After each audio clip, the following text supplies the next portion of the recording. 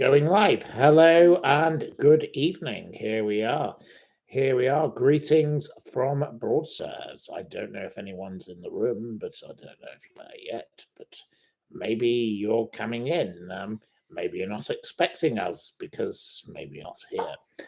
Let us see if anyone appears because at the moment there is nobody. Oh, here we are. We've got Nicole Scandrel, Paulie. Hello to all three of you. Melissa and Sharon and Bernadette, Janice. Hello to Janice and Heidi and the rest of you. Kaz Williams. Good evening to you all. Anyway, we went off on our little fishing expedition today. I'm terribly sorry we didn't catch a thing. We were rather bad at fishing. I think I was the curse on the house. But we did go off then on a bus ride, and we went on all sorts of places far, far away. It was rather like a visit to the faraway tree. We didn't know where we were going and where we would end up, but I can tell you, we had quite a day out. And one of the guests from 4 a.m. is still here with me. Now, I don't think he wants to be identified at this moment, but maybe we'll identify him later. He will see. Here we are. So we've got Julie and Ben and Conrad and all the rest of you, Janice and Lynn. It's lovely to see you all. There's many of you coming in. And we've got the lovely David in the building. You know, David is ready here to help with a little quiz. David loves a quiz. He's very into a quiz, aren't you, David? Yeah, I'm all right. He says he's all right. So he's definitely into that part of the evening. Anyway, so we will talk first about some topics of the day. And one of the topics I'd like to talk to you about is how poor old Ghislaine is in prison in Florida. And she's moaning yet again about moldy food and how she has to plug the leaks with tampons. Now, that is quite a thing, eh? You know, gruesome Ghislaine, the sex trafficker, is filling holes in her prison cell with tampons. That is disgusting. Moldy bread, rotting food, rodents, leaks, menstrual products. It's an alarming condition, she says. So Ghislaine is moaning again. The groaning, moaning Ghislaine is a whinging rat, the prison rat, who has taken up Judaism so she can get herself off prison duties. Oh, isn't life hard for poor old Giz? Poor old Giz is suffering. It's a terrible life for her. So there we go. Anyway, she's moaning and groaning that her and the 740 other inmates of the low security Federal Correctional Institution in Tallahassee, Florida, are being treated badly. So, oh yes, poor old Ghislaine is suffering. There are vegetables, including celery and cucumbers, rotting in refrigerators, allegedly. I don't know why it's just celery and cucumbers. Surely, if the other vegetables were in the refrigerator, they'd be rotting too. But only Ghislaine could be so specific. She's very specific. It's celery and cucumbers that are rotting. So she complains of the seriously unsanitary conditions. She's moaning about the mayonnaise. There are evidence, she claims, of rodent droppings, rodents having chewed through the boxes of food that she was eating in the food storage areas. The rodents ate her food. Oh dear. Well, she's a rat, and quite frankly, the old rat deserves exactly that. Anyway, Harriet says hello to David. Hello. David says hello to Harriet. Paulie says that Ghislaine should pickle her own cucumbers. Cass Williams says, does anyone know how Prince William is? I have to say, I cannot possibly comment on the condition of Prince William. I do not know Prince William. Melissa asks, does Ghislaine want a butler? I would think that Ghislaine would think she was entitled to such, but she won't be getting one. Not possibly on the agenda. Bernadette says, hi, David. Nicole says, I spoke to Prince William earlier. He's fine. Okay, well, if you're the expert. David says hi, and he's joining in. Oh, David is joining in on the chat. So if you wish to speak to David, please talk to David directly, because David is joining in. He likes your superfan chattery. He's definitely with you. How many fish did we catch today? Asked Rachel. Nada, zero, zilch, nothing. We were the weakest link. As Anne Robinson would say, my lovely Annie, she say, you are the weakest link. Goodbye. Fish won. Yes, the fish won on this occasion. The fish were the winners because they definitely evaded us. My friend who's sitting next to me tried to throw all this bacon into the sea in the hope of catching these things. Well, it didn't do any good. We were the weakest link. We were told goodbye. So did I catch anything like a supermarket trolley or a pram instead? No, we did not have an option. Bambi of... Oh, we did see a traffic cone, yes, says the guest, who does not want to yet be identified, but by the end of the program, don't worry, we'll have him on the show. We have everybody on the show. David is another David. David Mioe. Hello, David Mioe. What did I meet? David says, Christ, good God. So you've got to interact with David Mioe, David. Who's that?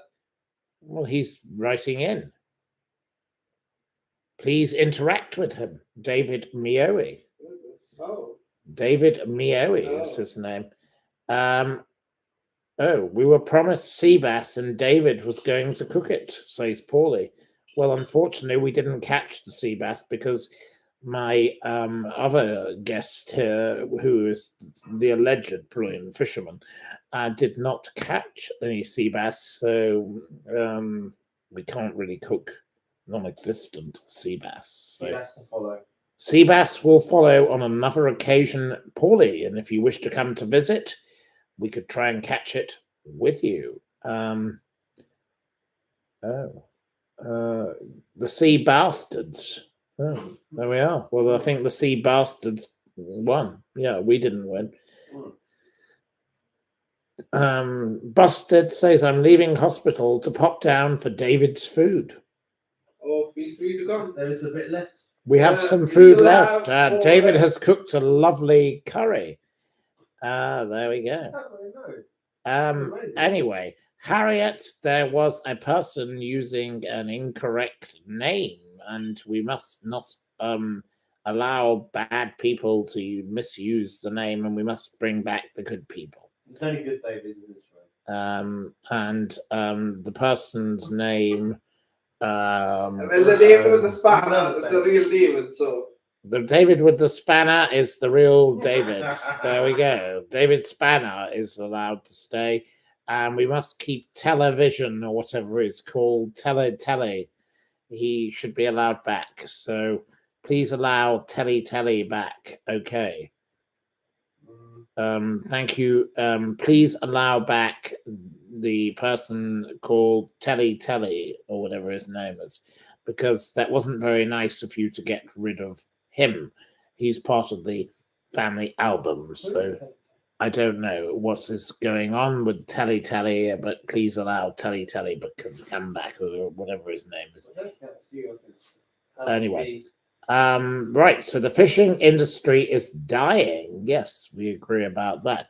Anyway, we've spoken about Ghislaine and her rodents, and Ghislaine is a cult television. Thank you, Harriet, for allowing cult television to come back, because cult television is a very dear friend of mine. So please do not block that one again. He likes to say things that are a little controversial, but good for him. We don't mind people who say controversial things. Thank you very much. And we're getting laughter here from someone who's going to pour another drink. It's time for him to pour another drink. Right. Harriet says, I won't ban him ever again. Thank you. It's very kind. Why doesn't Ghislaine communicate like this? Other prisoners don't have this privilege. Well, Ghislaine is a crook and a cheat, and she has a... Oh, I do apologize for the noisy guest. We have a noisy guest in the house. He's like the whirling dervish, the wandering elephant in the room. Anyway, where is Tina De Silva? I don't know where Tina De Silva is. I cannot speak for Tina De Silva. Right.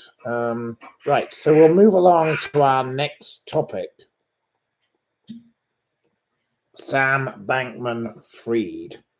Now, Sam Bankman-Fried isn't nearly as bad as Ghislaine. He is trading mackerel in prison, which is a currency of choice amongst inmates. He used mackerel to pay for his haircut.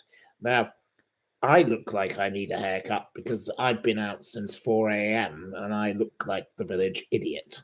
It's an absolute mess that I look, but I do apologize. You know, my swept-back hair, which normally is now looking like it's been dragged through the jungle. But I am not a member of I'm a Celebrity, Get Me Out of Here, and I'm nothing to do with Nigel Farage, as in garage.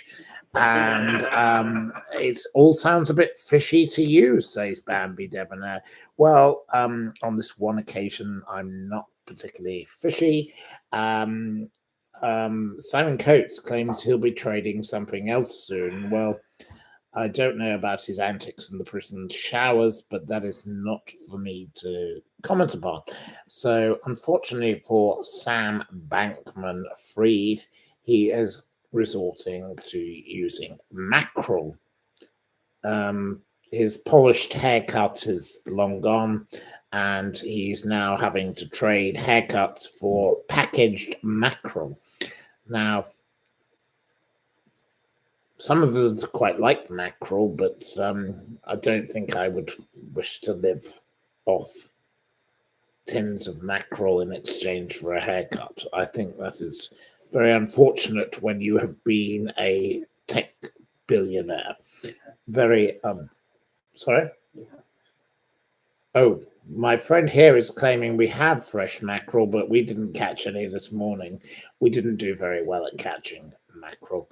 Paulie says he's not trading cryptocurrency. Well, of course he isn't, because he's in prison. So I don't think he'll be likely to be doing that anytime soon. So thank you for your observation, but that was rather interesting. Harriet, can you put back Tina De Silva?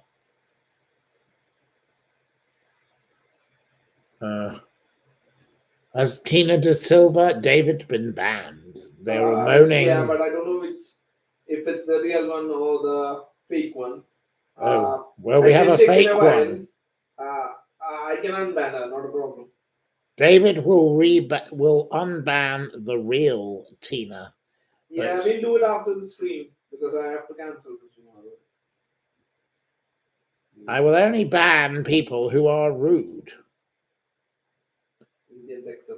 So, no, I only ban people who are rude. Sorry, if you are rude to me, then you will be banned, okay? So, I don't know which one of you... David, can you please deal with the matter? Yeah. Thank you, David. We'll unban Everyone loves David. The real one was banned. What, the real David or? No, no. Tina. Well, They would understand if she chose never to return again. Well, I really could not give a damn about people who are rude. If you're going to be rude to me, bog off. I don't tolerate rudeness.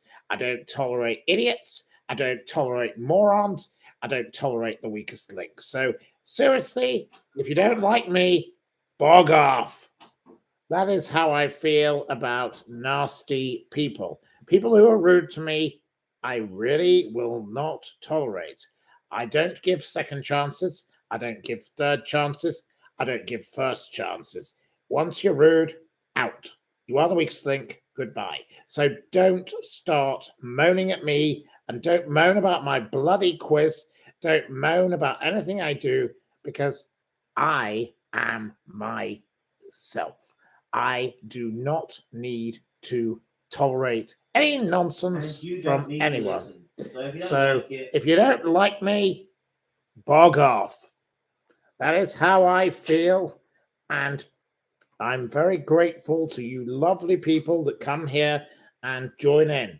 But I do not need people telling me and moaning at me and groaning like the whinging whiners that some of these people are. So if you don't like me, bog off. Okay? Do you understand that? I hope it's very clear. That is all I shall say. I won't be saying it again. I say, here we are. Absolutely wonderful. Great that you are a lovely community of people. Absolutely fantastic. But no more of this whinging and whining. Good luck to the rest of you. If you wish to say something that pisses me off, take it somewhere else. Okay? That is all that needs to be said about that. So we've spoken about Sam and his love of mackerel. And now I will talk to you about the 8-bedroom townhouse in Chelsea Barracks, sold for £60 million. It is a ridiculous transaction near to Sloane Square. This is a terraced house, and it's the most ugly looking piece of junk I've ever come across. It's 14,000 square foot, which is quite big, but it is seriously ugly. It's got a 12-meter pool. Oh, how nice. A steam room, a cinema, a wine room, a garage. Oh, it's got a garage. Oh, how lucky are they? It's got 7 floors, a roof terrace, a mews house at the end of the south-facing garden. It's part of this hideous Chelsea Barracks development. The pretentious estate agent, Rupert de Forges, who has always been a pretentious estate agent, but of course, estate agents do have stupid names. Rupert de Forges, he sounds like a forgery. Head of Prime Central London Developments at Knight Frank, which he puts all in capital letters. HPCLD and then K and F. Oh yes, he's a very important man. Is Rupert de Forges, Rupert de Forgery. He says Chelsea Barracks continues to be one of the prime central London standout performers, attracting interest from across the globe.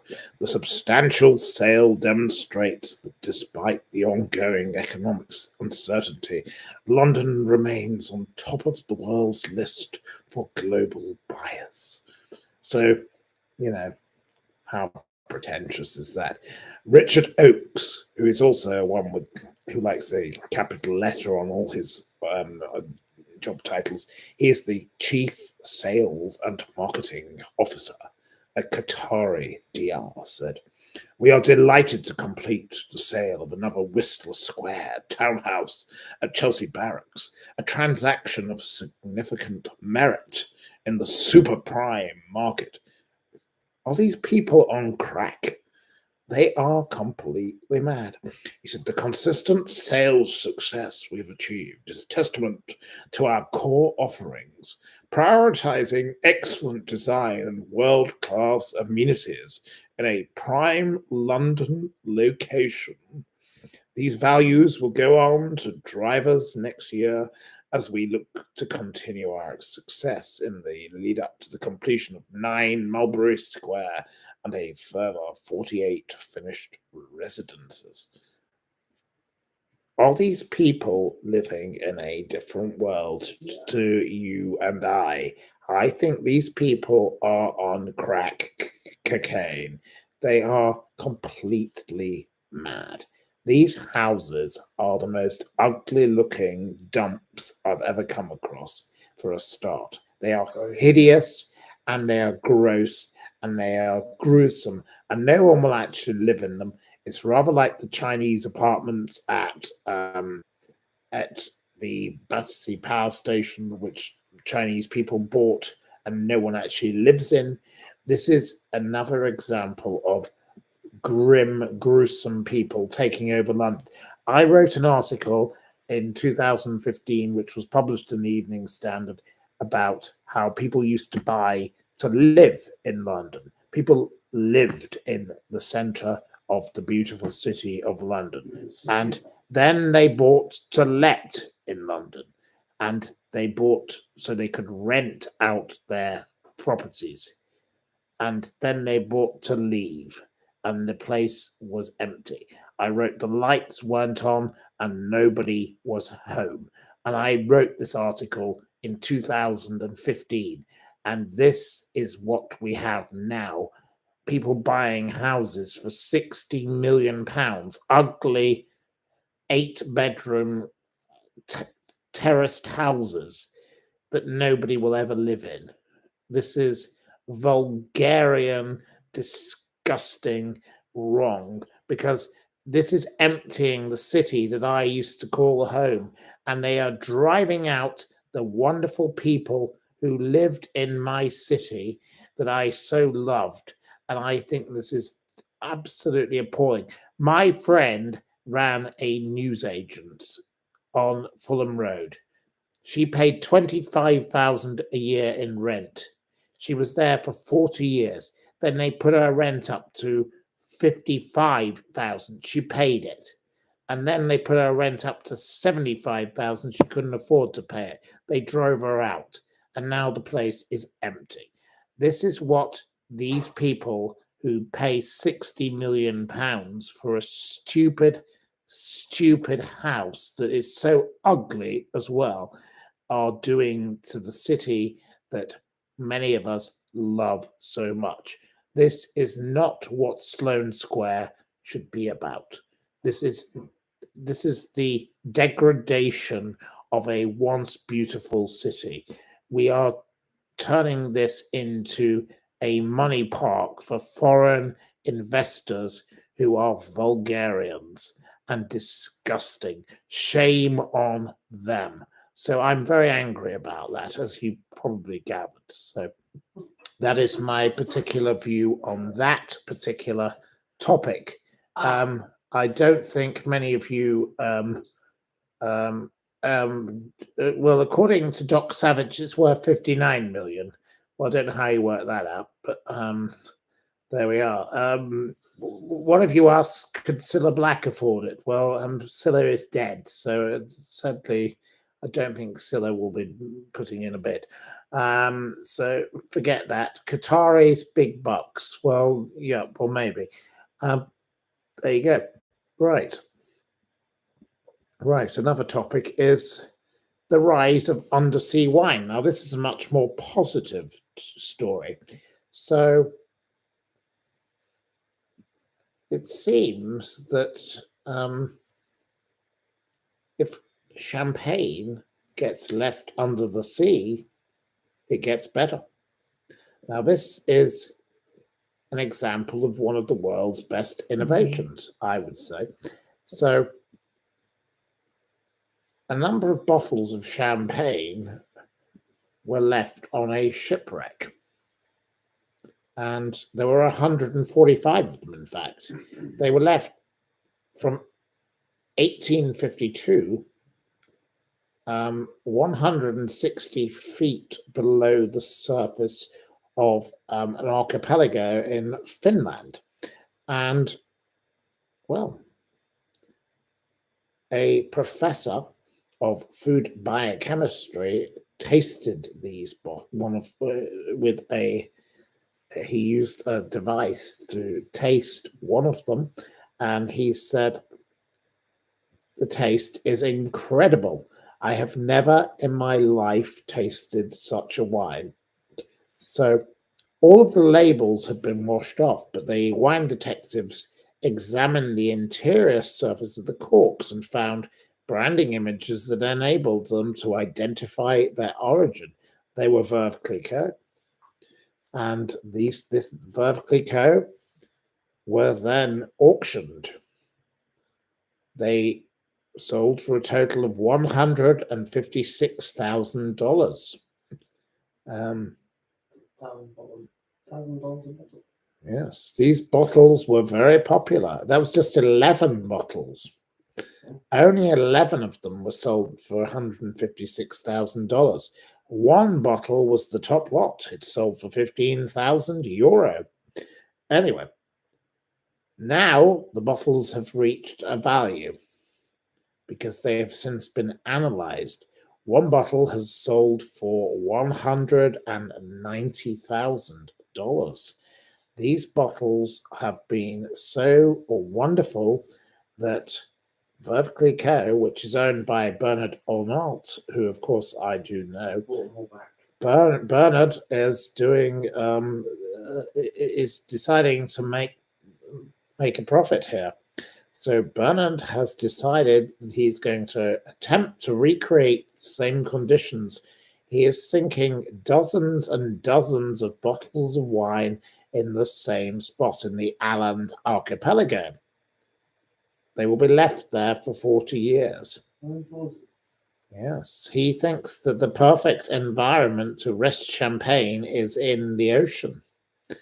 And the low salinity, 20 times lower than that of the Atlantic Ocean, and the constant temperature of 4 degrees C, the Baltic Sea offers an optimal aging environment.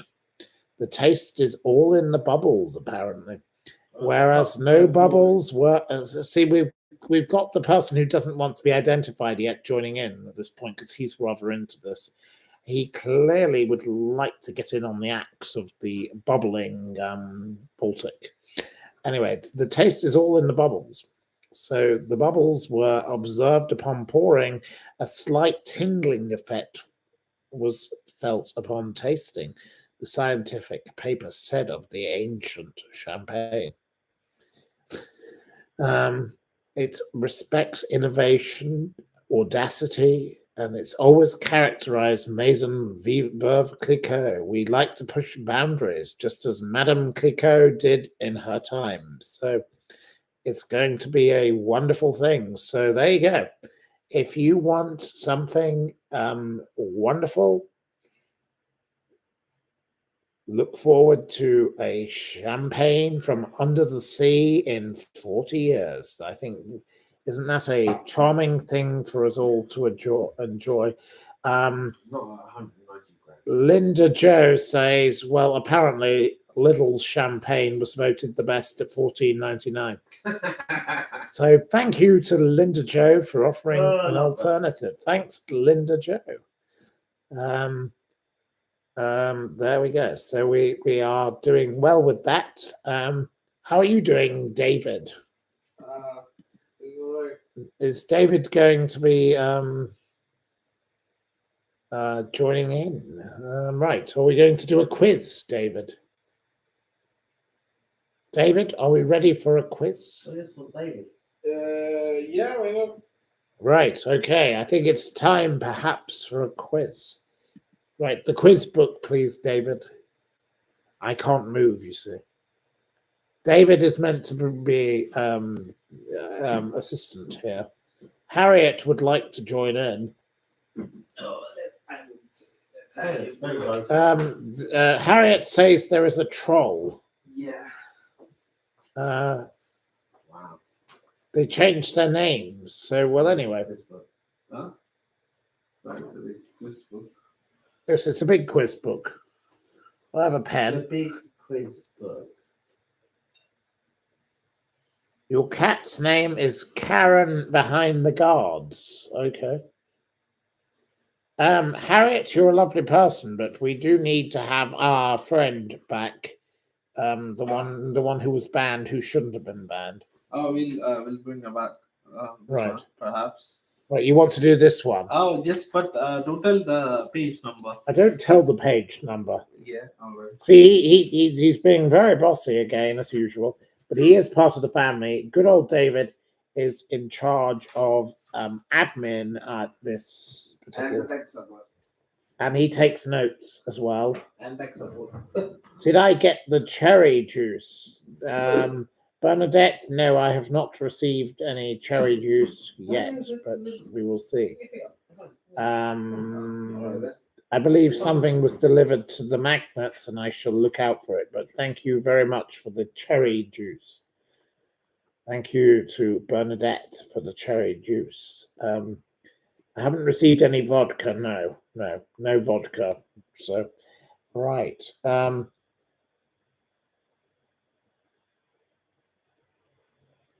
I didn't offer to join in. Someone is probably using my name, says Harriet. Could you please answer, Harriet? David? Yeah, no problem. Yes, you're the efficient person. The Ecclestons really need to grow up. They are grown adults. I can tell you that Bernard Eccleston is a convicted criminal fraudster, and his stupid children. I have a current court case against one of them, and I will be pursuing the convicted criminal fraudster's children. So, Bernard Eccleston, why don't you bog off? You're worse than the village idiot. Why don't you grow up, you little old coffin dodging piece of scum? You're a piece of rubbish. You are one of the most horrific people I've ever come across. And my late friend, who was a great person, who you used to work with, Max Mosley, was a wonderful man. And you're a piece of junk. So bog off, Bernard Eccleston, and take your stupid wife with you. Fabiana, bog off. Stop harassing me. We all loved Max Mosley. Max was a lovely gentleman who I used to have lovely lunches with at the wonderful Giovanni, where I'll be taking my friend who's sitting next to me, who doesn't believe that you can have a wonderful lunch with a delightful bottle of wine for £20 a bottle or less in Knightsbridge. We go to wonderful places, and we don't need people like Bernard Eccleston polluting our atmosphere. So bog off, Bernard Eccleston. Bog off, Tamara Eccleston. Bog off, Petra Eccleston. Bog off, Sam Palmer. And you're the worst because you tried to strangle me. And I've got you on camera, you little rat. And you are a piece of scum. And you're a piece of filth. And you're a piece of detritus. And as for you, Jay Rutland, well, you're a bog-eyed Burke. So why don't you bog off as well? As for the rest of that horrible, horrible rotten family, leave me alone. Stop harassing me, because you've gone too far, and I'm going to bring down you and the Metropolitan Police for disgrace. And I have everything on record. I have everything. And the two police officers, thank you very much. You are in big trouble yourselves as well. And you know who you are, because I'm going after you. And I have two very, very, very, very, very good lawyers who are going to bring your houses crashing down, along with the Eccleston convicted criminal fraudster family. So, Eccleston, bog off. Don't harass me anymore. I am bored of your nonsense. You are the weakest link, and as my dear friend Anne Robinson will say, goodbye. So bog off. Right. Question number 1 in this quiz is called Potluck. Right. Am I allowed to shout out the answers? Sorry? No, never mind. You cannot shout the answer. We have a nuisance in the background. He doesn't want to be identified at this stage. We may identify him because he's starting to become irritating, because he's going to join in with the questions. We can't have answering back in the thing, because it's all for you to join in. David is the wingman, as Cobalt View rightly points out. Hey, David. Yeah. David is the wingman, but we love you very much in the background, but you can't start shouting in with the answers because it will ruin it for the other participants. Please don't ruin it for them. Oh, Okay, question 1. With a city for a stage name, which actress's filmography includes 1963's Tom Jones and 1969's They Shoot Horses, Don't They? It is not Fergay. The answer is somebody who I didn't know, actually. It's not Paris. It's not Chicago. It's not Peckham. It's the name of a person, actually. It's not Julie Christie. Harriet says, David, you are very funny. am I? According to Harriet, you're very funny. Oh, that's good though. Huh? I'm just texting. Yeah. The winner is Anna Perkins. The answer is Susanna York. Well done to Anna Perkins. So can we write down Anna Perkins as the winner of the first question? York. Right. Question 2. Thresher, basking, and hammerhead are all types of which animal?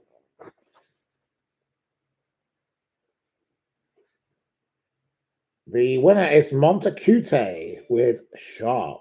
Well done to Montacute. Montacute or Montacute, or whatever you call it. You obviously are very sharp or shark. Montacute. Montacute. Montacute. Montacute.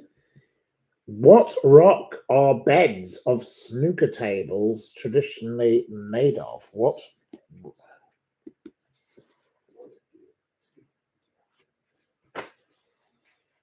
The winner with slate is Bambi Debonair. Thank you to Bambi Debonair. You're very quick. We have our guest in the room is also joining in, but I've told him to be quiet because he can't interrupt your participation. I said Given nothing. I said nothing. But he did get the answer before anyone else, so he would have won the point if he'd actually been participating. But he's not allowed to participate, so he only needs to be quiet. So the next question is, in which sporting event does the winning team move backwards and the losing team move forwards? A very simple question, a very easy question, I would say. And Hey Tigers wins with Tug of War. It was not Anthea Turner, no. Anthea Turner likes to swing into action. She does it her own way. She swings for the highway, not for the low way. So you can't blame Anthea Turner on this particular occasion. It's not volleyball, and it's not Cilla Black, and it's not rowing. Anyway, it was the Tug of War, and the winner was the first person I mentioned, Hey Tigers. Yeah, I want to be able to bounce. Right. The next question is, right, what is the smallest planet in the solar system? Good question. Yeah. It's not OMG, it's not Mars, and it's not Nikki, and it's not Pluto. It is Mercury. It is Mercury, and Susie Ashenden is the winner. Susie Ashenden is the winner. Well done to Susie Ashenden. So we say congratulations to Susie Raising glass. Ashenden. Oh, sorry. Raising glass. Right. The next question.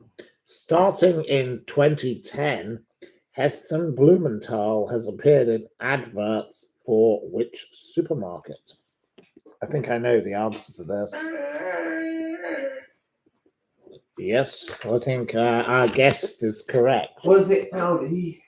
It was not. Was it Lidl? It was not Lidl. Was it wasn't. Sainsbury's? It wasn't Morrison's? Mans. Was it anything? The was Anna it Marks and Perkins. Spencer's? Anna Perkins wins with Waitrose. Well done to Anna Perkins.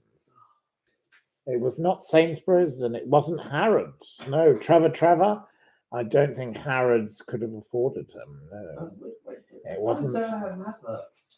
I don't think they actually have adverts for their supermarket area.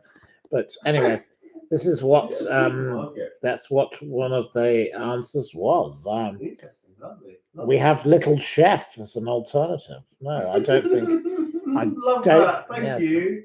Our guest likes Doc Savage's answer, Little Chef, but it was an incorrect answer. So terribly sorry, you didn't win. It wasn't the co-op, and it wasn't I Love the Little Chef, says Susie Ashenden, and it wasn't Poundland. Nostalgia's coming out now. Anna Perkins says Heston's pot roasts are great. Oh, okay. Oh, I don't know about Heston's Waitrose.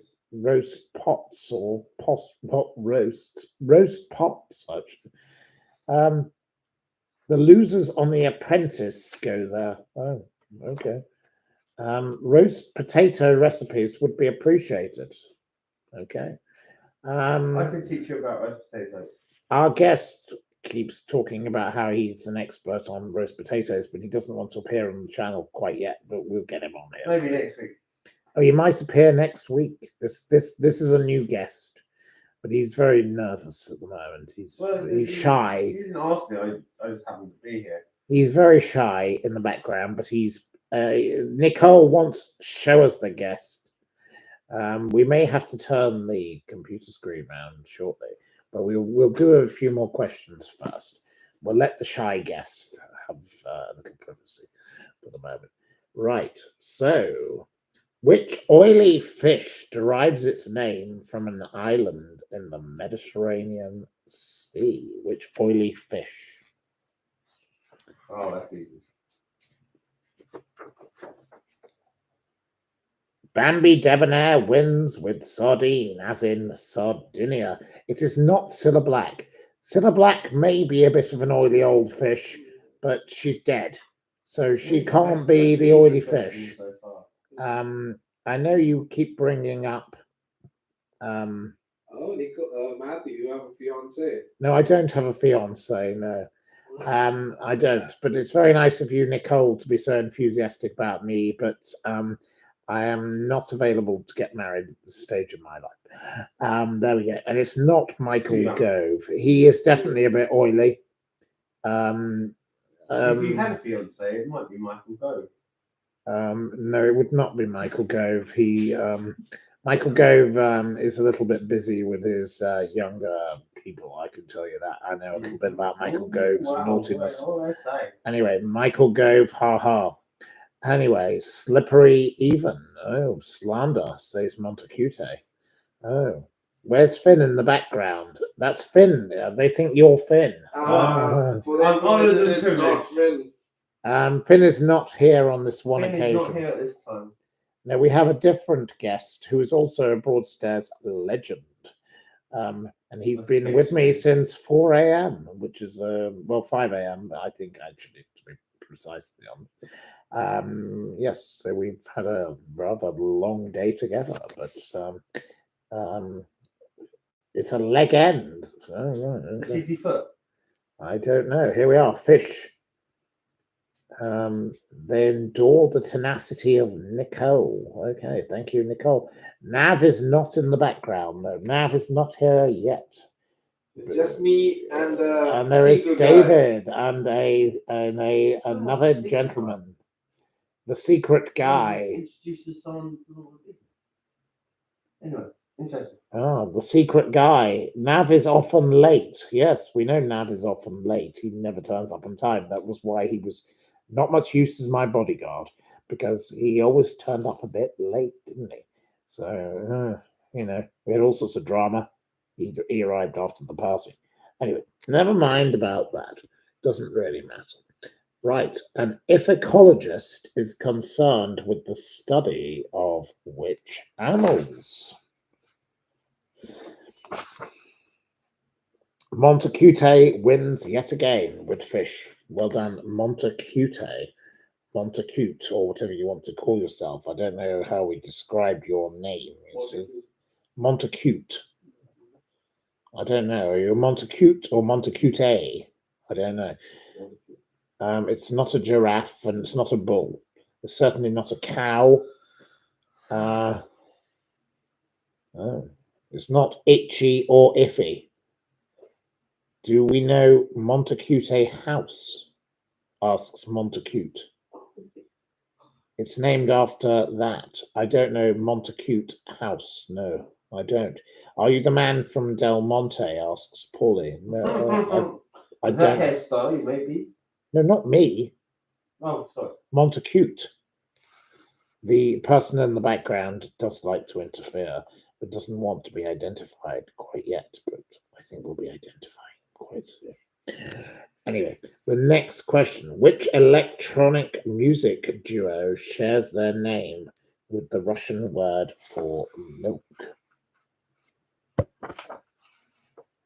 And it's not Montacute, but it begins with the same letter. So if you are the strongest link, you could easily have taken that as a clue. It is not the Pet Shop Boys. It's not Cagney and Lacey. It's not Milka. It's not Molokai. Though you are close. You're getting closer with Molokai. It's Yasso. No, it's definitely not that. It's not an FBI agent. It's not Yazoo. I already gave a clue. The first letter is. The first letter is M, and the winner is Bambi Debonair with Moloko. Again?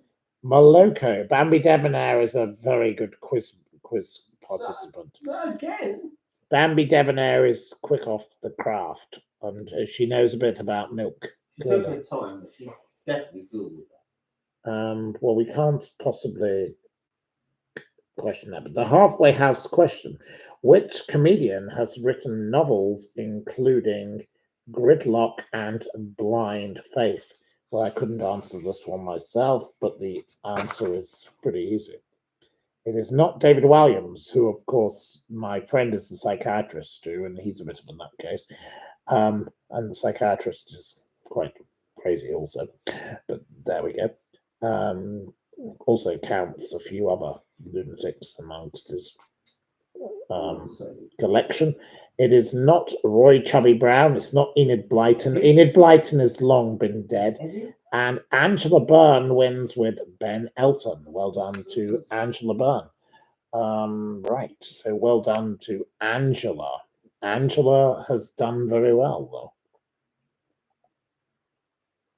At this rate, I shall need a top up of my wine glass. But one of my little accolades. The white wine, yes. Yes. Oh yes. So the secret spy who doesn't want to be identified quite yet, who could be identified. Right. The next question is: Hamley's toy shop is located on which London's street? I do apologise about the noise, but anyway, there we go. Found on the Monopoly board. Which street is it on? It is not King's Road. No, it is not King's Road. That's not on the Monopoly board. And I don't think the King's Road is actually on the Monopoly board either, as my noisy guest does point out. And he is correct in that regard. It is Regent Street. So the winner is Lynn Pedley. Thank you to Lynn Pedley. At least it's someone different. That's good. Lynnepedley. She is a Regent Street regular, clearly. So thank you to Lynn Pedley. Right. Question 12. A spinnaker is used in which activity? Nice. A very simple question. You know it. The answer is Bambi Debonair, sailing. No. Well done to Bambi Debonair. Come on, Bambi Debonair. Oh, right. Here we go. Right. So Bambi Debonair is the winner on that occasion. Yes, Bambi is a very enthusiastic quiz participant. My friend here is amazed at how quick off the finger. She's the fastest finger first. Is Bambi debonair on many an Hey, the occasion. typist. I couldn't type it. Omid Scooby will be on this morning on Thursday. Yes, I know that Omid Scooby will be on this morning on Thursday. Omid Scooby deserves beating off with his Scooby. He should be Scooby Dude and he should be told to Scooby off. He is a complete piece of toe rag. We don't like Omid Scooby. And myself and Samantha Markle, who is a lovely, lovely lady, we do not like the Scooby-Doo, and we don't like Meghan Markle either, but she's not really called Meghan Markle anymore. She is called the Duchess of Sussex, unfortunately for us. That woman deserves to be thrown into the pit of hell, which is where she belongs. We don't like Meghan and the drip, her husband, the wasteful waster Prince Harry, the most pointless prince on the planet. He is a piece of scumbag nonsense, and he is supported by Omid Scooby. And we don't like Scooby and his stupid book. He is a fool who goes around dressed in pajamas. I get up at 4 a.m. and go off fishing. He goes out in his pajamas at 4 p.m. There's something wrong with him. He's obviously the weakest link. Anyway, that doesn't matter. We don't need to talk about him any further. So there you go. You asked me a question about him. I gave you my answer. Right. In 2010, Zoe Smith became the first English woman to win a Commonwealth game. They're laughing at me in the background. A Commonwealth Games medal in which sport? Zoe Smith. I've no idea what she won, but there we go. I can't say I would have ever been able to answer this question. It wasn't cycling, it wasn't running. Bobby wins. Bobby, a new entrant. Bobby wins with weightlifting. Weightlifting Bobby. So Bobby weightlifted into winning. Well done, Bobby. So, right. Question 14. Ilex is an alternative name for which family of plants? Ilex. And I do like a bit of ilex, I have to say. I think ilex is a lovely, lovely plant. Yes. The winner is, of course, Montecute. Back again. Montecute back in the game with Holly. We love a bit of Holly, but we don't love Holly Willoughby. We can't stand Holly, the queue jumping Willoughby. She's a wicked, wicked queue jumper. How dare she queue jump at the funeral, the laying in state of the late Queen Elizabeth II. Her and Philip Schofield jumping the queue. We don't like people like that. In Britain, we like respect. We don't like people who are disrespectful. Holly, go lightly. Holly Willoughby. No thanks. So bye-bye, Holly, Holly the golly, Holly the wally, Holly the golly wally dolly. And this Sean Atwood man banned me from his program because I said Holly golly, because they said I wasn't allowed to say the word golly because it meant gollywog. No. I can say whatever I wish on my channel. Wouldn't you agree, David? What isn't this why we started my channel? Yeah. Because I was banned from speaking and allowing to use my own words. And I did not say anything offensive. And I said, holly golly. Well, I used the word golly and I go, golly gosh. Nothing wrong with the word golly. Anyway, there we go. They didn't like that, so they banned me. Anyway, no one's going to ban me from my own channel. So, hello, here we are. Right, next. Right. Which music-themed restaurant chain opened its first venue in Mayfair in 1971? And I know the answer to this. That's so easy. That's an easy question, Anyone in London, that's easy. and I can't stand the place, but the food is absolutely awful. I have eaten there. So easy, isn't it? Oh, my friend here obviously loves the place, No, I but can't stand it. no, he doesn't like it. I would never even. I'll never say it. The winner is Sandy D's Nuts with Hard Rock. Love. Sandy's D's Nuts. I love that name. That's We, great. my guest loves your name, Sandy's D's Nuts. Sandy's D's Nuts. No, I have to say the food there is pretty appalling, and I can give you an interesting fact on that building.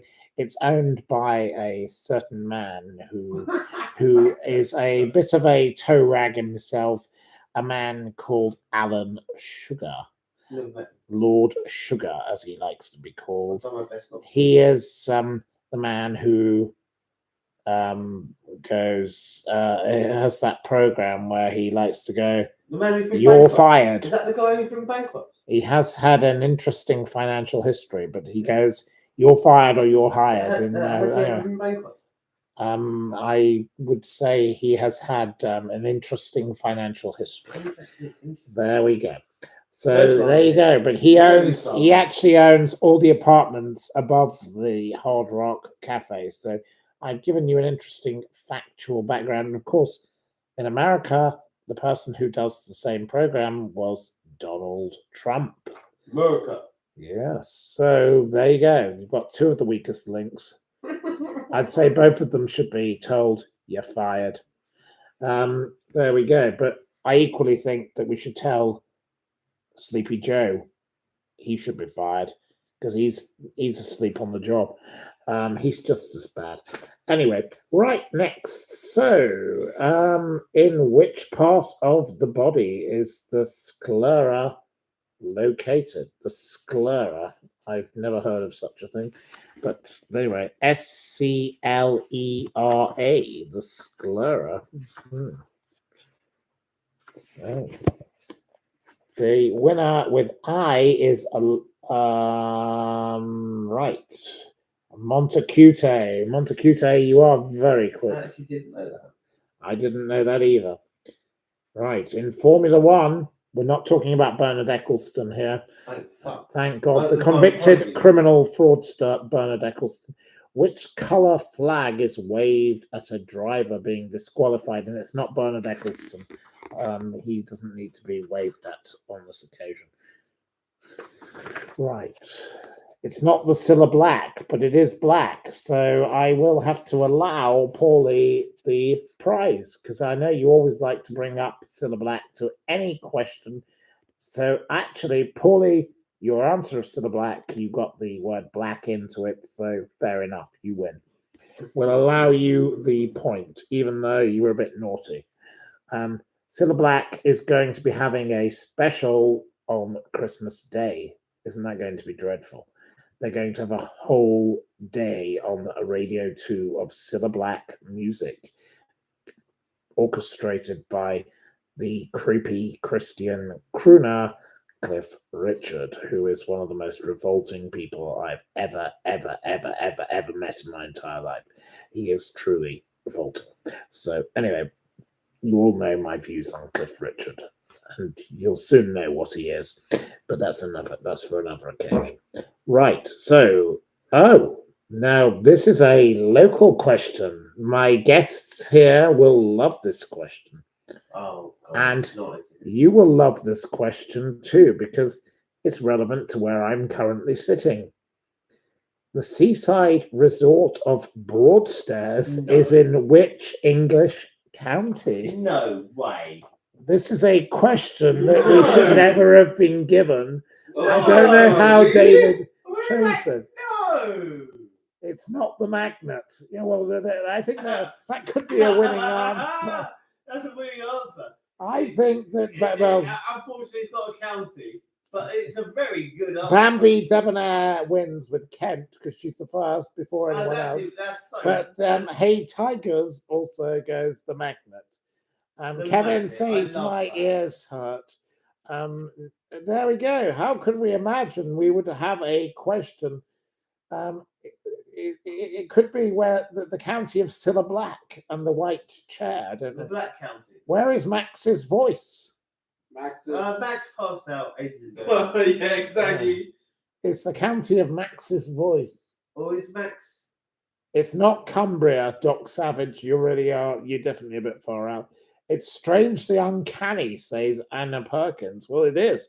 I don't know how David chose this page for this quiz, but Totally random. Nicole would like Max to show himself. They think that the other person sitting here is Max. Do I sound Irish? The other person is definitely not Irish. I can assure you of that. He's definitely a Kentish local. You know, he could be from the he could be from that program with what's her name?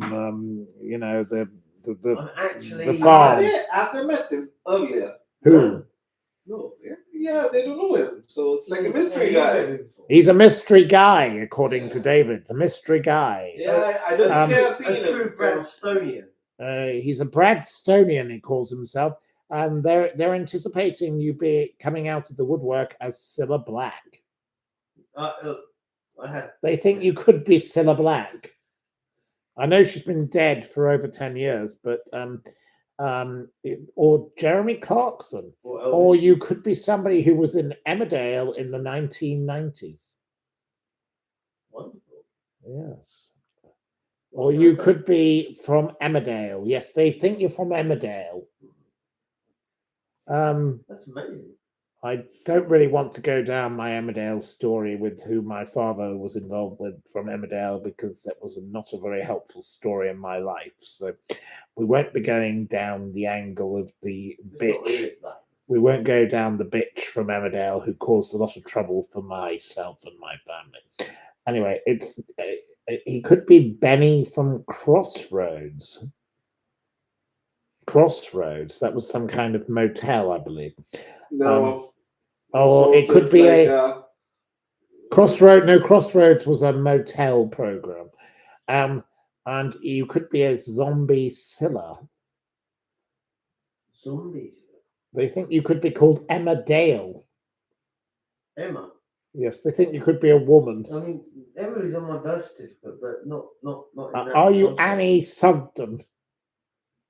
No. Oh, the guest is male, so he's getting quite upset that he's being referred to as a woman. I'd love to be called Emma. Are you Matthew Dingle? I don't know who Matthew Dingle is. So I've absolutely no idea who he is. No, Are you from Watford? You can't have too many Matthews here. No, he does share my Christian name. Yes, so you have got that correct. Are you from Watford? Oh my God! Is he from? Big drop. This is a. We've given a drop. Will he marry you? Says Nicole. He's already married. He'd like to marry you. He's already married to somebody else, I'm afraid. He has children with somebody. So he is a man and he has a wife and he has children. He's not Bradley Walsh. I wish I was. He wishes he was Bradley Walsh. Is he Matthew Kelly? Close. Is he Matt Handjob? Oh dear. Oh wow. Oh God. I think you mean Matt Hancock or something. You're trying to be rude about him. Is he Max Payne? No, he's not Max. He's called Matt. Or Matt. Well, no, we're really getting good. Yeah, they almost got his name right. Yeah. Are you Matthew Wright? No, well, that's my friend. No, very, very much Matthew Wrong.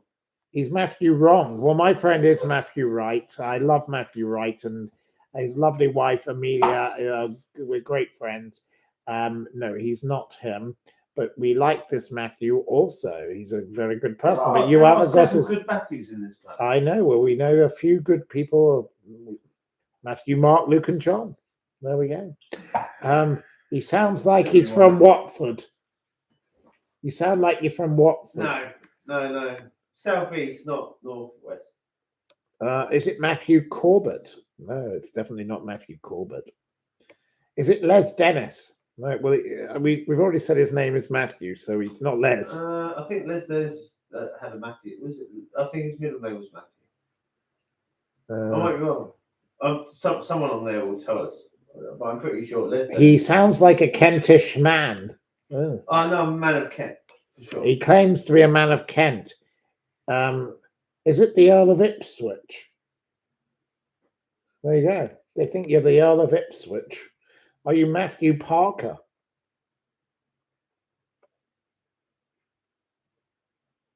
Is it Beer Mat? No, doormat. He Normally. thinks he's more of a doormat than a beer mat. Okay. His younger brother. No way. It's Finn's younger brother. Wow, that's very polite. Honoured and privileged. Right. So the quiz continues. We've got 2 more questions. Let's finish the questions. Valerie Adams, Michelle Carter, and Gong Ligio are Olympic medalists in which throwing event? And no, it's not. It's not doormat. It's not Matterhorn. Oh God. Shot put is the answer, and the winner is not. Bobby. Is Nicole. Nicole gets the point. Nicole was the first to say shot put. And your final No, Bobby question. said it earlier. Oh well, you choose. Not shot put, Sorry, shot put. I allow him to make the choice. Right, which British Prime Minister was the public schools fencing champion of 1892? Easy.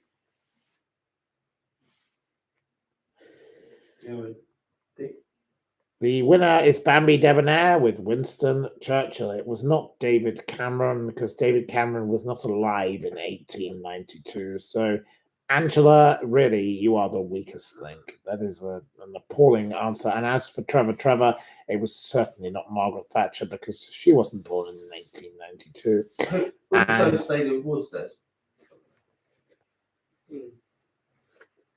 Anyway, so the winner is whoever. Bambi.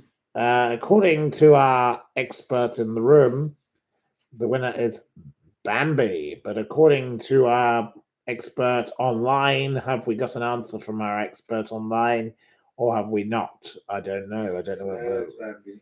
Well, according to our expert in the room, the winner is Bambi Debonair. So well done to Bambi Debonair. And the bonus question was going to be, what was Sarah, Duchess of York's maiden name? Which, obviously, my answer would be money-grabbing whore. But that is not the answer that would have been acceptable. It would have been Ferguson. So, good old Fergie. Okay. Fergie and her creepy family. There we go. So, congratulations to Bambi. So, well done, Bambi. Good for Bambi. Bambi. So, here we are. We've done 1 hour and 7 minutes of this. And now we have to reveal our audience member, if the audience member is willing to be spoken to. So he's going to say a little quick hello to you all if he will join in. Is he ready? No, he isn't. David, do you think he should join in? For? Just to say a quick hello. He doesn't have to say who he is. Do you want to reveal your piece? No, I don't deal with peer pressure. I'm quite happy being a voice. He wants to be a voice. Okay, so we won't reveal him on this occasion. He's desperate to remain a silent voice. For anything in my life. Oh, well, they're saying boo-hoo. Oh. They would like to see you. Maybe tune in next week. Maybe tune in on the next occasion he will come back. He might come back for dinner if he's allowed. His wife might be David Curry's cross with him. enticing. He likes an enticing David Curry. So there we go. Anyway, I do apologize for the lack of a revelation. Curry would be great. You want more? Please. Oh, sure. Where's your ball? Sorry, we're interrupting. Huh? Oops. Oh, well, here we are. People are moaning about someone who got banned, who gave £250. It's a Tina Di Silva. Yes. Yeah, I'll unban her. Well, you've unbanned her. No, I will unban her. He will unban her. Yeah, after the stream, I will unban. I don't know how you unban people, but we don't like people who keep using fake accounts. So, sorry, if people pretend to be someone, I'm not going to tolerate any nonsense, any garbage. So, we do not have morons in here. Oh, right. Well, some of you are being very rude yet again, but that is the way of the way with some of you. So, yes. They're being rude about me.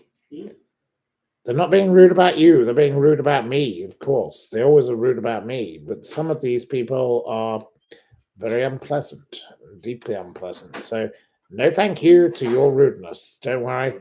I know who your names are. They're jealous. Jealous of this curry. That's what Right. they are. Anyway, the guests are now moving along to more curry. They love curry in this house. So here we are. I made a good curry today. I hope so.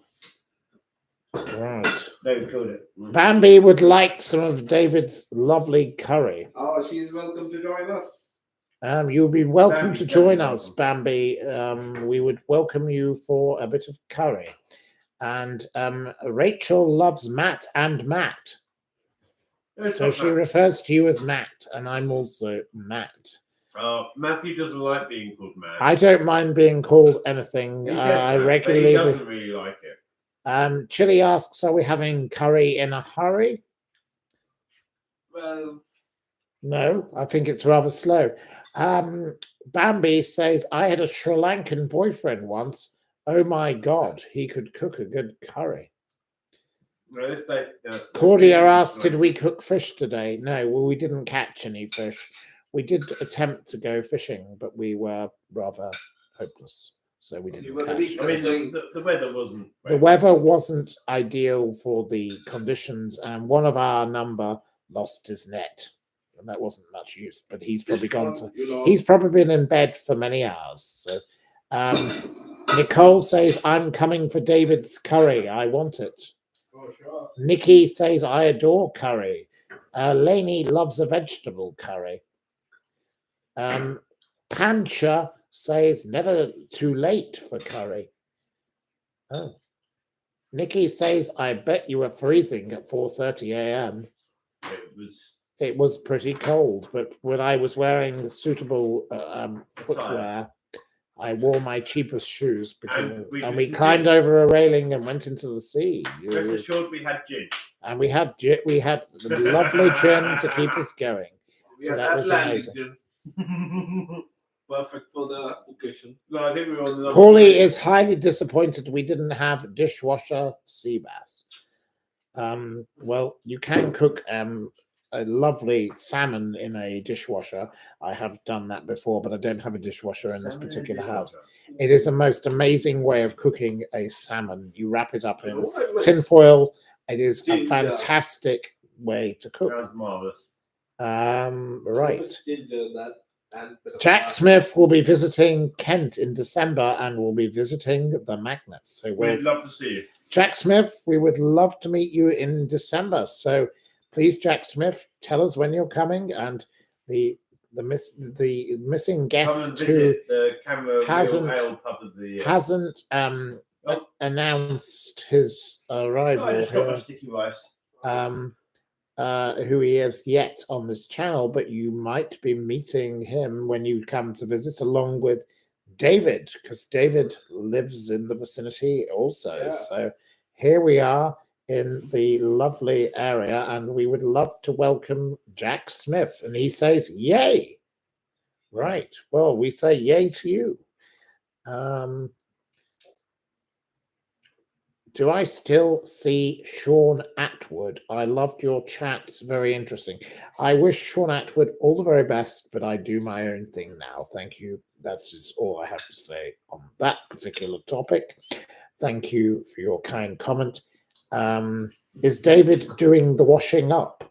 Well, at the present moment, he's not at the currently- moment, but I will. he's currently sitting, enjoying himself. Right. now you would like a quick word from Graham. Well, we have a lovely gentleman down here called Graham Barnes, who likes to play the piano, and he will be playing a piano recital for his charity. And I hope you can all come and support it. So please go on the Magnets Facebook page and you will find out more information on that. I can't give you the exact information because I don't have it in front of me right now. Right. As for your comments about Sean Atwood, I don't have any more to add to that. So I wish Sean Atwood all the best and I hope he does very, very well. I do my own thing now. You joined this channel after seeing you on Sean Atwood. Thank you, Trevor. We have a friend called Trevor, who actually calls himself Max. We've been out with him all day. He came fishing with us. Apart from his sleep. But he did go to sleep, yes. Which restaurant in Knightsbridge serves good wine for £20? Asked Bobby. I would like I still don't believe it either, Bobby. Bobby, my guests don't believe me, but you should go to the most wonderful restaurant in the heart of Knightsbridge, owned by my friend Adriano. It is called Giovanni in Yeoman's Row. It is a favorite restaurant of Hugh Grant. It is a favorite restaurant of the late Max Mosley, myself, Hugh Grant, all manner of people. We all go there. We love it. And we drink wine for £20 a bottle. And it's £20 a bottle, yes, around about £20. £21 a bottle for a bottle of wine. A bottle of the house wine, which is perfectly drinkable white wine in Knightsbridge, Yeoman's Row. I recommend you go there. White tablecloths, proper napkins, decent restaurant, wonderful food, lovely service. Always mention my name. They'll look after you very well. I can assure you that Giovanni is the best restaurant to go to in the heart of Knightsbridge. A lovely bowl of pasta, lovely other things. I often have the chicken, delightful, wonderfully served. We are big fans of Giovanni Restaurant and Adriano and his wonderful brother and the rest of the lovely family. Anyway, doesn't matter that it's cheap. If you like another wonderful restaurant in the locality, I recommend you go to PJ's Fulham Road, one of my other favourite little local haunts. So it is a little more expensive for a bottle of wine, but you will still have a wonderfully glorious, great time. So please go there and please don't turn the taps on in the background. Terribly noisy, naughty guest is very much. Double Dutch. No, we don't like the Double Dutch tonic water. That is not a good choice. I am not a fan of Double Dutch. I would rather have Schweppes. It's perfectly good. Please not. You got a BJ. Oh, right. Okay. On Fulham Road once. Oh, well, that's a bit naughty of you, isn't it? I don't really need to know about your blowjob. That's not really a suitable thing to have to discuss. Right. Somebody else is probably on Atwood's channel. Well, I don't know if they're on there, but they're welcome to that if that's where they so wish to be. I am happy. Does David cook a fish curry? No. No, he doesn't like fish curry. No, he says no. I don't know if I can cook fish curry. He can't cook fish curry. I can show you. Oh, we've got somebody else here who claims he can show him. Well, he's not Indian, but he claims he can cook a fish curry. So there we go. I probably could if I want to, but I'm not into fish. He doesn't like fish. David doesn't like it. I like grilled fish, but like. Where is Min? Well, Min probably is in South Africa, but we don't know. We have tried to phone her, but she is not currently identified as any particular location. She hasn't answered her telephone device. we may tell you when we find out. But Victoria is going to be coming to visit England because she has to buy a car. So you'll be having a visit from the lovely Victoria, and we will be talking about horse racing and her time in prison and all the other things that Victoria would wish to talk to you about, and how she's a racehorse trainer and she was a jockey.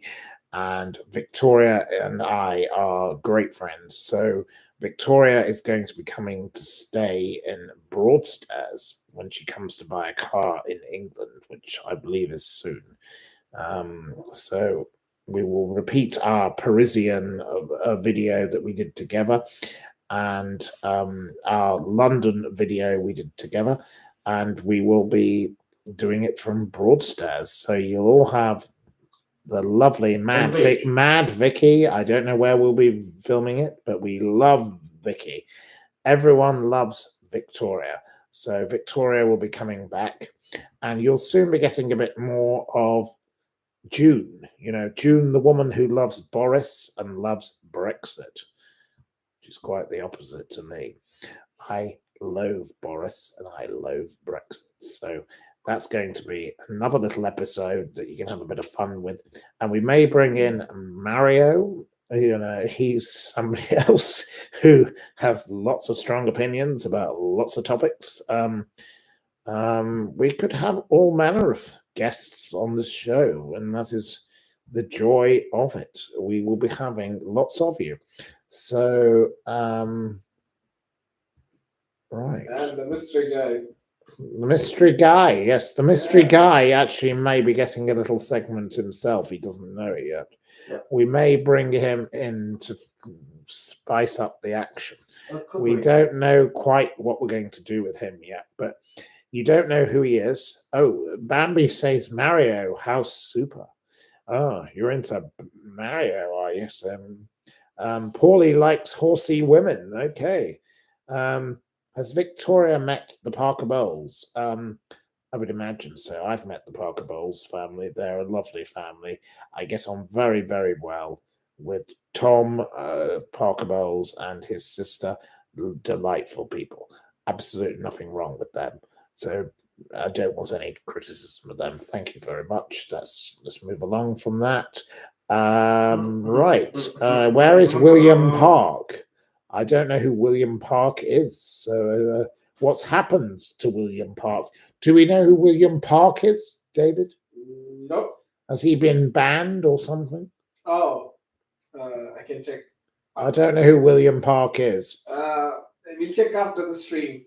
Okay, well, David will be checking up on William Park, but maybe William's been put in a park, or he's parked himself in a park. I don't know who he is, but I don't know.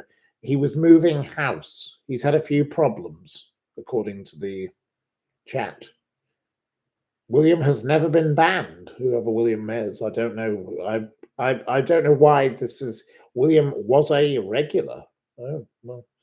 I don't remember William. I'm terribly sorry. I can't remember every single person that talks to me, since there are rather a lot of you. You like a good laugh. Oh, well, thank you. I'm glad you enjoy a good laugh. William has never been banned, someone says in capital letters. Oh, my God. You've got so many fans, says Nikki. Oh, well, that's very kind. We enjoy your company all. Rachel says good night. William was a kind soul. Is William dead? Obviously, he sticks out just as much as you do. I know. Well, obviously, you are big fans. We are a good community. You might listen back to your own podcast and just. I don't ever listen back to the podcasts. No. That would be. William is, and we need to hunt him down. William was ill a while ago. Well, I hope William gets better. I hope. I was thinking you were referring to William Cookson, who is somebody who was my friend, who had rather a lot of issues, and the Daily Mail wrote a rather big article about and how he disappeared, and how we helped find him, but and how he is in rather a lot of trouble. But that's another matter. So we're not thinking of the same William. Can we do a stream in the Magnet over Christmas? It would be wonderful. Well, I think with our mystery guest here, that might be the location for what we call a fireside chat. We could sit by the wood-burning stove and the magnets and regale on old times. That would be so lovely, wouldn't it? So yes, that could be a very pleasant thing to do. William was a kind fellow. Well, I'm sorry about William, and I hope he's doing okay. Why the past tense? I don't know. Past tense. No, I said I hope he's doing okay. No, they said what was. I know. Yes, I don't know. We don't know what's happened to William. Your William. I thought you meant William Cookson, but obviously it's not William Cookson. It's some other William. I don't know. You would all like to meet up in the magnet and to try to work out who we all are in real life. Why not? Well, we would like you to all come to the magnet, and we will Yeah, invite you for a gathering.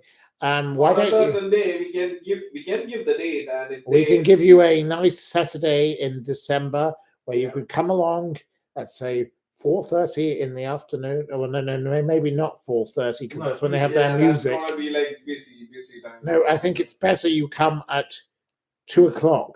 Especially come at midday on a Wednesday. Midday on a Wednesday, as our guest is suggesting. But many of you won't be able to do that because you probably work in the week. So you'll have to come on a weekend, I guess. So you'll have to come early afternoon. We suggest you come at 12 o'clock on a Saturday and a Saturday in December. I have some people coming to visit me, a mother and a daughter. They've said they wish to come to visit me. Crazy podcast on the 27th of December.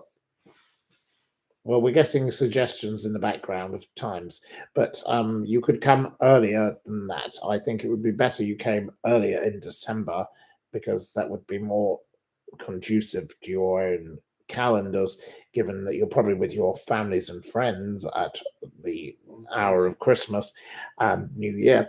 So if you would like to come and visit, you would be very welcome, all of you, to come along. The magnet does not have a bed and breakfast, so unfortunately, Angela, you can't stay there, but I can make alternative suggestions. We can suggest places for you to stay in the locality. Right. So meet and greet is done. A meet and greet.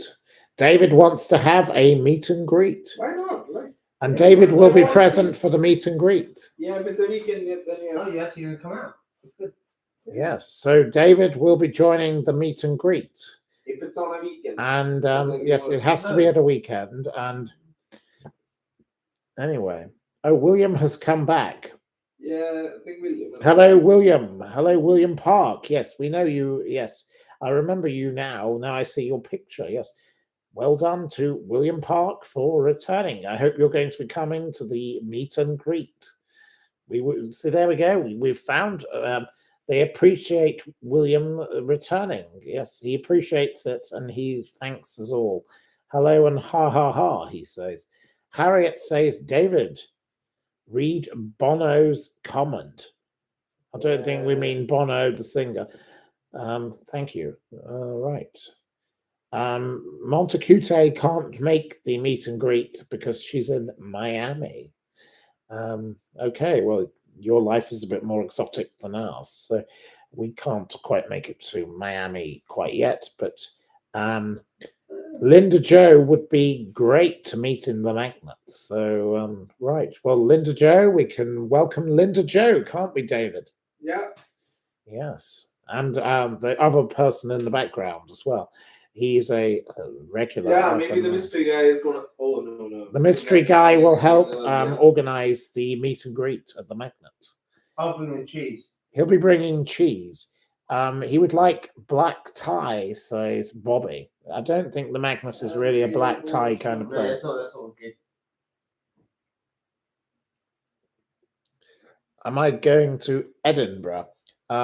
I will be going to Edinburgh when I decide to do my speaking tour, but the person I was meant to do the speaking tour with and I are not doing the speaking tour together anymore because he decided to do a speaking tour with somebody else, and that's all very well, and I don't wish him anything other than great success with it.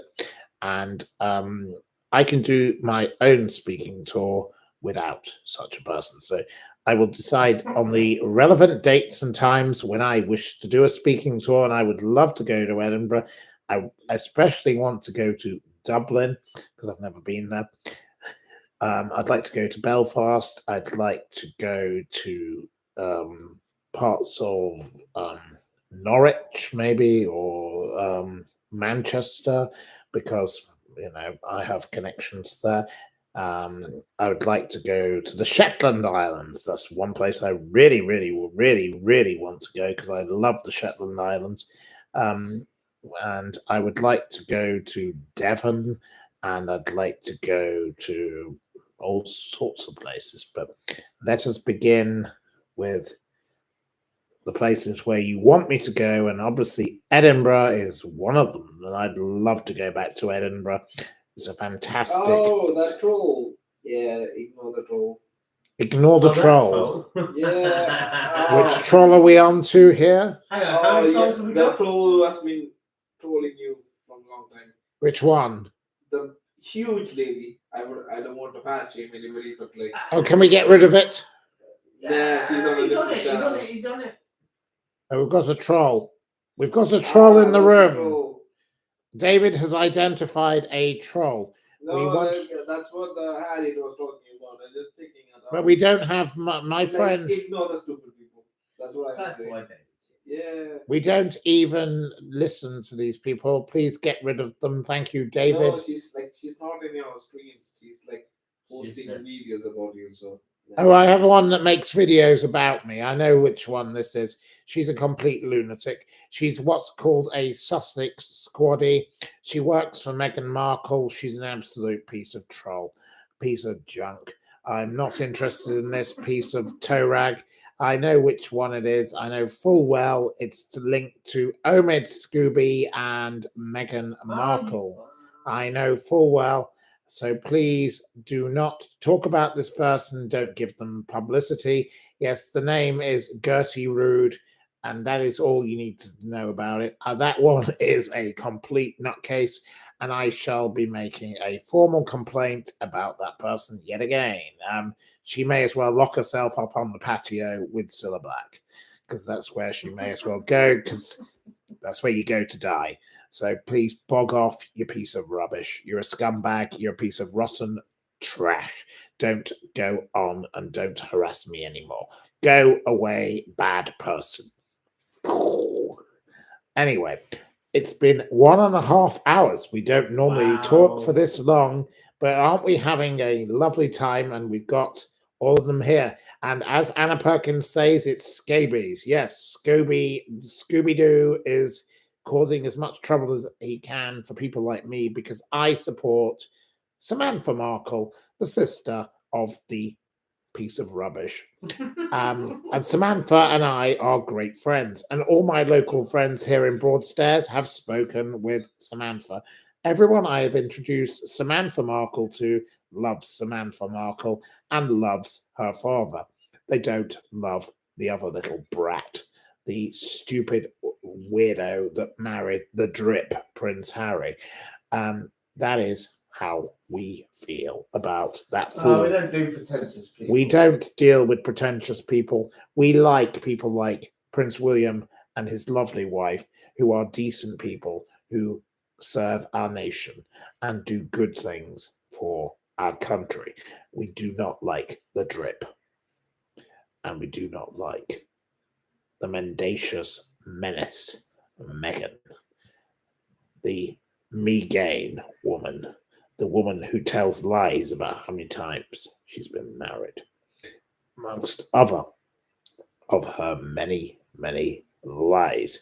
She is a deviant piece of deranged rubbish. She's bad. She is a very bad woman, and we don't need to have her little super fans harassing me. So this Gertie character, I won't say the other part of her name again because I don't want to give her publicity. Why don't you just bog off? You're another fool. You should be on the Bibby Stockholm, love, along with Suella Braverman, Boris Johnson, Okay. Keir Starmer. I want all of these people thrown on that dreadful boat, that barge, and I want that barge floated out to sea with all the tow rags of Britain. Let's rid 2023 of the worst people in Britain. Priti Patel, Pretty from Hell, as I call her. You can have Meghan Markle. You can have Prince Harry. There are so many wonderful people in this world we should be celebrating without having these degenerates to talk about. Isn't it time, David, that we Let's got talk rid about of some nice people. Who's good? The good people of the world? Oh, there are many wonderful people. Jeremy Clarkson, he's fantastic. I love him. I love Jeremy Clarkson. I love people like what's her name? The singer, the lovely singer. What's her name? David, Cher. the book Cher. Well, Cher was a lovely friend. I love Cher. She's fantastic. The other singer, the lady, There's a few lady singers. oh, for goodness sakes, I've forgotten the name. I love J.K. Rowling, a lovely, wonderful lady who speaks out against all this woke rubbish. She's a fantastic Oh, big woman. up JK. J.K. Rowling, who also goes by the name Robert Galbraith. I love Jeffrey Archer, a brilliant writer. I love Jeffrey's not. Fern Britton. There's Jeffrey's a not- fantastic lady. Jeffrey's I not would- right. I'm looking at my book collection next to me. Who do I love? They're telling me to say who I love. I love Anne Robinson, one of my favorite people on the planet. Annie is one of my very favorite. I love Norman Scott, a wonderful man who stood up against hatred and horror and survived brilliance. Norman is a fantastic man. I love that lady, Susan Boyle. Whoa! Susan Boyle, the most brilliant singer. Susan is a heroine to all of us. Men love Susan Boyle. We all love Susan Boyle, and we hate Dan Wootton because he bullied Susan Boyle. Anyone who attacks Susan Boyle should be thrown in a blender at high speed. We don't like people who are nasty to Susan. Susan has the voice of an angel.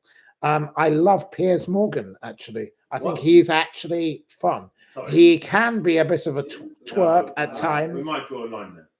My guests don't agree with me, but I love him at times. I love his lovely wife, Celia. Celia Walden, absolute delight. She's a fantastic person. Right.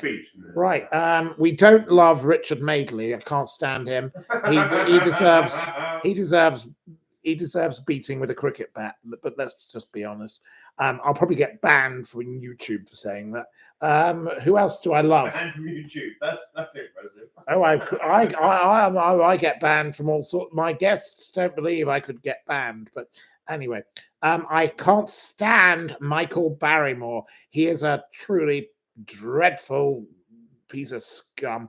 I love the Lubbock family who are victims of a murder and rape at the home of Michael Barrymore. About nice people, and there we are. I'm very involved in supporting. The guest does not know how much I'm involved in supporting the Lubbock family. I do a lot of campaigning for the Lubbock family, as I'm aware. many of my guests So let's talk do about the know. Lubbock family and not Michael Barrymore. Yes, well, Okay. and Johnny Depp. Oh, he's a lovely gentleman. I think I have to say, great company. Yeah.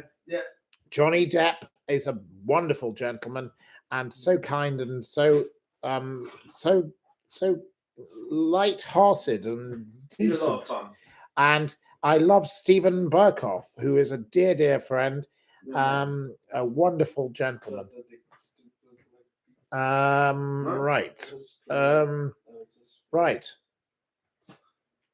Right. So, who else do I love? I love Terry Waite. Terry is a wonderful campaigner who I work with on campaigning about a man called Mark Alexander, who is falsely imprisoned for the murder of his father. And Terry and I are campaigners for somebody who should be out of prison. We also campaign for Omar Benguit, a poor man who has been falsely imprisoned also for the murder of somebody who he did not commit the murder of. And there was a serial killer operating in the neighborhood, and we know who the serial killer is. And I support the family of Omar Benguit, and I support the family of Mark Alexander. So I go after stories that I actually believe in. And that is something, and well done, William Park. You've been photographed with Terry Waite. Well, Terry Waite is a good man, and I'm glad you've been photographed with him. What do I think about Janet Street Porter? Well, I think she's a bit loud. Big up, William Park. Big up to Carol Vorderman. Now, she's a very good lady. She is causing a lot of trouble for the British government, so I like her. I love the way that Carol Vorderman has morphed into this campaigner. I never ever met Carol Vorderman yet. I haven't yet met Carol Vorderman. I hope to meet her. But I did meet Richard Whiteley, twice nightly Richard Whiteley, who was, of course, was the presenter of Countdown. So, Mr. Richard Whiteley, I had a very fun episode with Mr. Richard Whiteley. So I went to a ball at the Dorchester Hotel. It was a very fancy little gathering. It was probably £450 a ticket. Excuse me. And the noisy guest is making rather a lot of noise because he's got himself another drink, so he's all right. Oh, right now. He's a bit like twice nightly Richard Whiteley, but he's got a second drink, so he's got a second wind. Anyway, Mr. Richard Whiteley turned up at this gathering, and he sat at our table, and we'd paid, I don't know, £20,000 for 2 tables or some stupid sum from my business that I was involved in with the very rich billionaire. Anyway, so I had to be nice to all these people and, spend all this money and buy things in a charity auction. I was told what to do, and there was this stupid ambassador and his stupid wife who had the charity, and it turned out, well, the charity wasn't very charitable. It was rather good for their own pocket, but that's another story. Anyway, we sit there with Mr. Richard Whiteley and his lady friend, who was a very charming lady friend, a simple woman from Yorkshire. She was quite charming. Anyway, so I said to the simple woman from Yorkshire, "Where are you staying?" And they said, "Oh, we're staying on Sloane Gardens." And then this rather ridiculous woman who was on our table, who we'd bought a ticket for, and we'd paid for her and her stupid husband, who's now dead. He's brown bread. We said, they said, "Oh, we live on Sloane Gardens." So they said, "Oh, why don't you come for drinks tomorrow?" So the next day, it was arranged. We would all go for drinks. So at 7 o'clock or 6 o'clock or whatever it was, I turned up to Sloane Gardens, to this house. And the door was opened by their butler. And in we went to this house, because they were a bit pretentious, so they had a butler. I thought that was a bit tacky in the modern era. Do we really need butlers in the modern era? We're not quite living in Downton Abbey, but these two did. So we go in, and I sit there, and I'm chatting away with them, and the doorbell goes, "Doo doo doo," and in they open the door, and they go, "Oh, we're here to meet Richard Whiteley." They went, "Sorry, who are you?" And they went, "Well, Richard Whiteley told us to come here." So in they came. So 2 of them, they sit down, they're given drinks. We're chatting away with these bizarre people. We don't quite know who they are. The doorbell goes again. 2 more. we're here to meet Richard Whiteley. It repeats a number of times. So by now, there are about 16 of them. We're here to meet Richard Whiteley. And we sat there in that sitting room with 16, 18 people with no idea whoever the hell they were. They were all there to meet Richard Whiteley. Did Richard Whiteley show up? Hell no. Of course he didn't. So that was the last time I ever had any interaction with Richard Whiteley. Was a bunch of people who came to meet him, and he didn't even turn up for the personal appearance. So I don't know quite what his plan was or why he did it, but it was quite bizarre. So twice nightly, Richard Whiteley actually never showed up to his own party. So that was an example, according to Nicole, of how rude, how vulgar, says Harriet. How long before they were ejected? Well, they were all served drinks and then they were told to go home eventually, and we all left. I think Richard Whiteley was looking for Anthea Turner that night, probably. I think that's probably the most likely thing. Richard was probably busy with Paul Burrell that night. Things come up for anyone. Where is Alan Partridge? Anyway. Alan Partridge. Yes. Was he born in a barn? You don't understand that Alan Partridge is not a real person. Alan Partridge is definitely not a real person. So, yes, we do know that. There we go. So, anyway, I shall say at 1 hour and 46 minutes, unless we have anything else to say. I don't think we have another. You have something else? Victoria Haig has moved in. Hello, Victoria. Ah, the lovely Victoria. David. Yeah. Victoria has come into the room. Oh, hi, Victoria. She's only staying for 2 minutes. Say hello to Victoria. Hello, Victoria. Yes. Goodbye. Victoria, I thank you for your email, and I will be replying about that. And we look forward to welcoming you to Broadstairs, where my friends all want to see you. And we will be talking about the publishing matter also. So that is a great thing. Victoria says hi to David, and also to the other person that wants to be nameless. But his name is shared with mine, so you've all worked out that. He already knows. So, right, she says, book me in. Yes, Victoria's coming to stay with us, David. Ah, sure. Yes, we're going to have Victoria to stay in the vicinity. So it's going to be a wonderful thing, and we're looking forward to Victoria.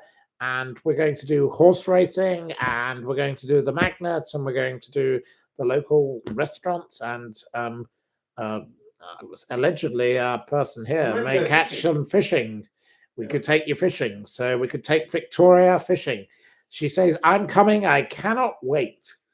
So the wonderful Victoria, who is the most brilliant campaigner, and we did a wonderful live broadcast from Paris, and yes, it's going to be great.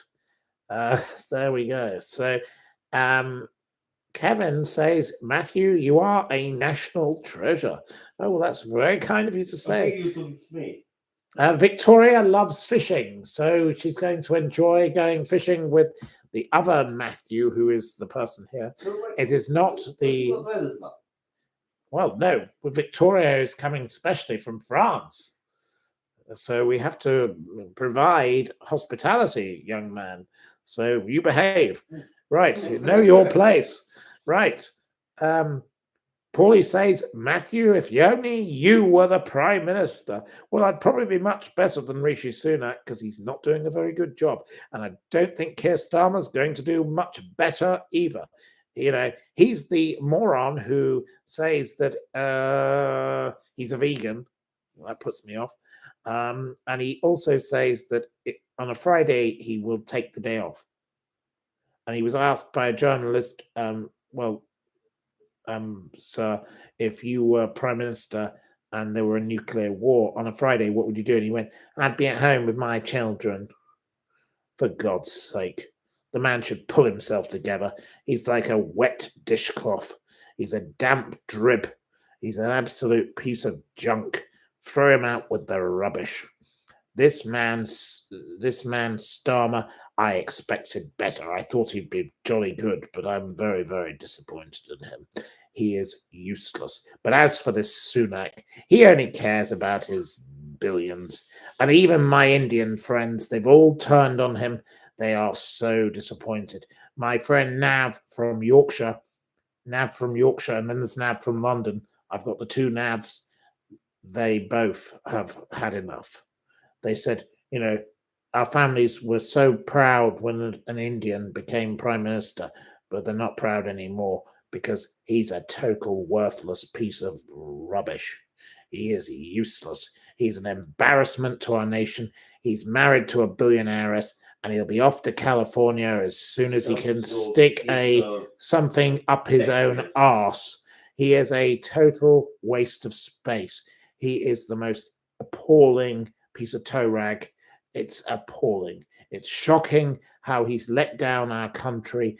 We are living in this cost of living crisis. People can't afford to heat their homes, and there's this billionaire husband.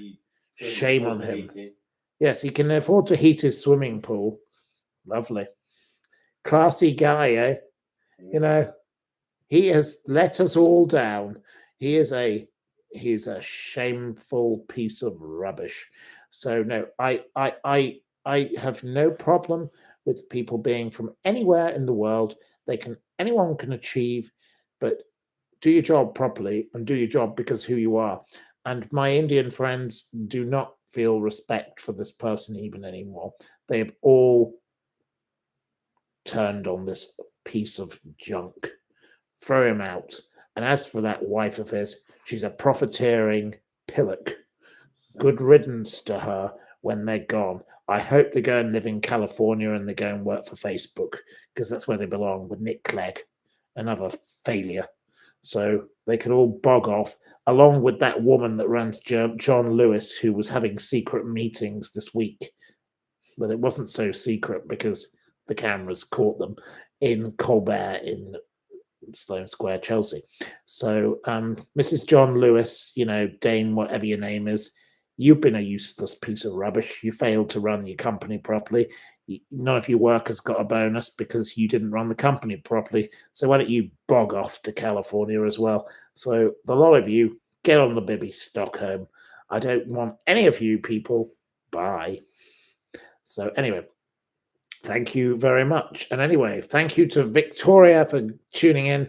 You are a great positive force for the world. And Victoria, you do great things with your campaigning and you deserve huge success. And it's time someone heard your real story, because you've been through hell and back, and we all support you. And Min and I are great fans of yours, and as are many, many others of my friends. Steve the Lunch, the man who goes to lunch to plan the next lunch. All of us are great fans of you, Victoria Haig, because you stand up for children's rights, and you've been a brilliant mother, and the way you've been treated by the system is appalling, and we are all campaigning for you. The Times newspaper supports you. Everyone supports you. You are a brilliant, wonderful, kind lady, and you're a brilliant trainer of race horses. You were a brilliant jockey, and you're great fun to be with. And we want to support people like you. So let's leave this on a positive note. Thank you ever so much to all of you people for tuning in. You are wonderful and great. And here we are with all these bizarre messages coming in. I don't know why people say, I want to have your children. That's just a little bit bonkers. Sorry, I just saw that and I thought, my God, that's a little bit bonkers. But anyway, that's a proposition and a half, according to my friend in the background. So I will say thank you to you all. Have a wonderful evening. Good gardening. Great evening. Take care. And as the late, great Jill Dando would say, Don't have nightmares. Take care. Good night. Thank you very much. Thank you to you all.